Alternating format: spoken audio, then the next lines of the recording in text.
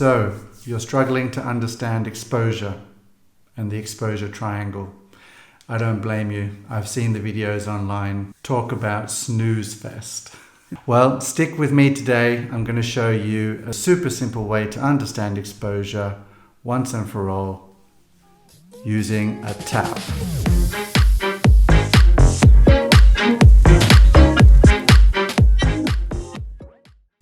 Hello again. Welcome back to Complete Communication Sweden. My name's Jesse.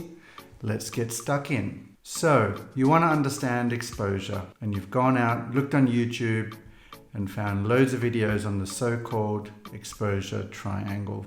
The exposure triangle. One video, two videos, three videos, it still doesn't make sense. I don't blame you, but a lot of it doesn't make sense to me either. Because the problem with when you're trying to learn exposure, introducing something like the exposure triangle, totally the wrong way to do it. First of all, it presupposes that you understand ISO, then aperture, and then shutter speed. And they're trying to combine those three things into something called the exposure triangle, and then supposedly that makes sense. But if you understood those three things, you probably wouldn't be looking up how to understand exposure. But have no fear. Today, I'm going to show you a super simple trick that I've come up with to remember what is exposure, how to achieve it, and all of that using a tap.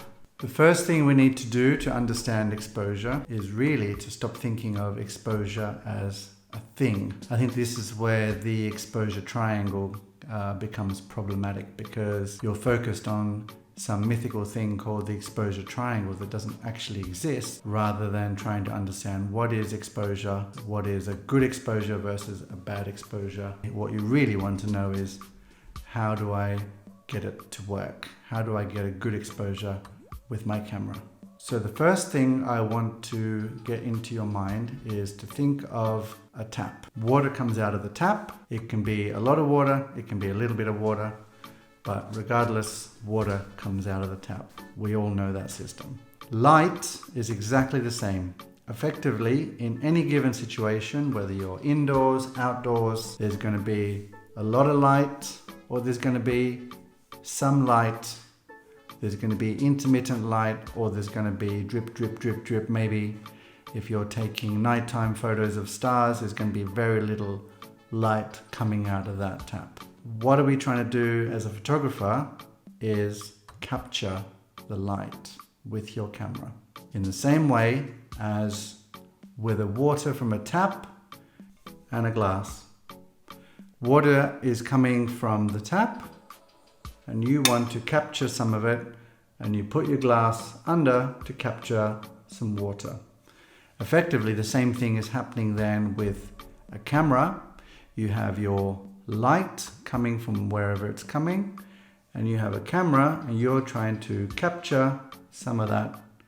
And a good exposure, as we all know, if it's empty, it's going to be too little water, too little light, with a camera underexposed.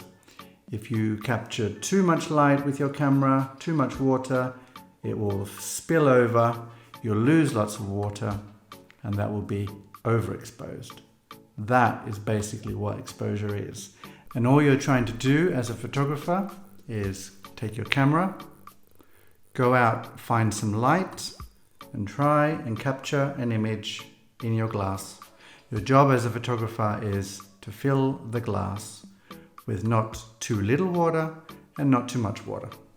And once you've got your glass full of water, that's your image. That's exposure. Simple as that. So exposure is light capture. Forget the triangles, no triangles here. Your first principle that you need to understand to move on to the next step, exposure is light capture.